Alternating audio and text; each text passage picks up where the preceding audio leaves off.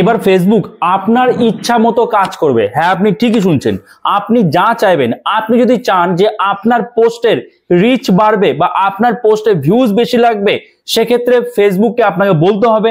আবার আপনি যদি চান যে আপনার আর্নিংটা বাড়বে, সেক্ষেত্রেও আপনাকে ফেসবুককে বলতে হবে।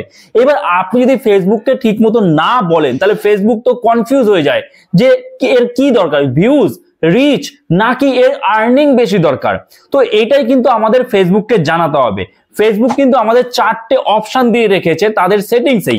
এই সেটিংস গুলো কিন্তু খুবই গুরুত্বপূর্ণ। যারা একদম নতুন ক্রিয়েটার, তাদের যদি এই সেটিংস ভুল থাকে, তাহলে কিন্তু কখনোই ভিউজ আসবে না, প্রথমত। দ্বিতীয়ত, আপনি যদি একজন পুরনো ক্রিয়েটার হন, আপনার যে ভিডিও, সেই ভিডিওর কোয়ালিটি যথেষ্ট ভালো, আপনি একদম 100% দিয়ে ভিডিও বানাচ্ছেন, আপনি 100% দিয়ে পোস্ট করছেন ফেসবুকে, কিন্তু কখনোই আপনার ভিডিওর ভিউজ আসছে না, রিচ দিচ্ছে না। অন্যদিকে আপনার থেকেও বাজে কোয়ালিটির কন্টেন্ট তার ভিডিওতে বা তার যে কোনো পোস্টে ফেসবুক কিন্তু রিচ দিচ্ছে, কারণ সে ফেসবুককে বলেছে যে আমার রিচ প্রয়োজন।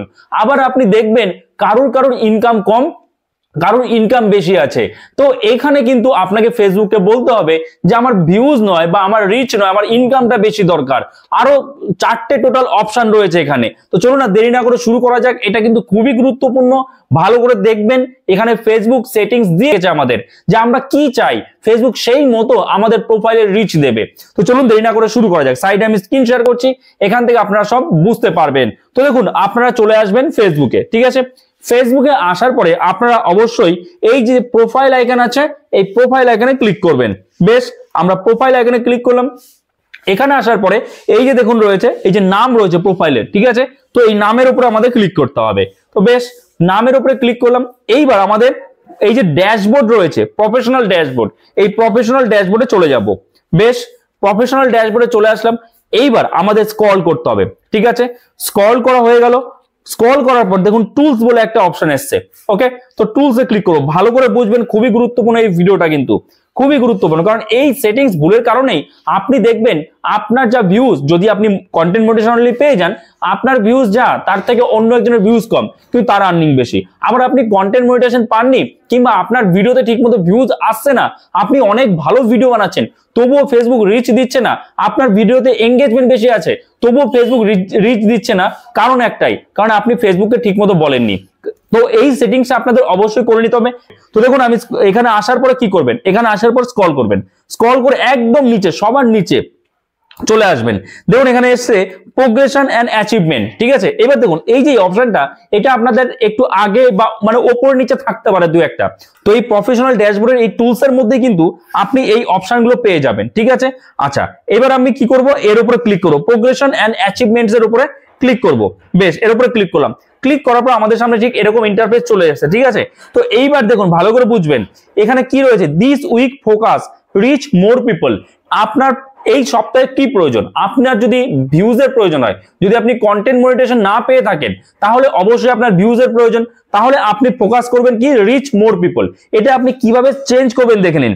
এই যে দেখতে পাচ্ছেন এখানে একটা অ্যারো রয়েছে, এই অ্যারোতে ক্লিক করতে হবে। তো আমি জাস্ট এই অ্যারো উপরে ক্লিক করছি। অ্যারোর উপর যখন ক্লিক করব, দেখুন আমাদের এখানে কিন্তু 4টে অপশন এসছে।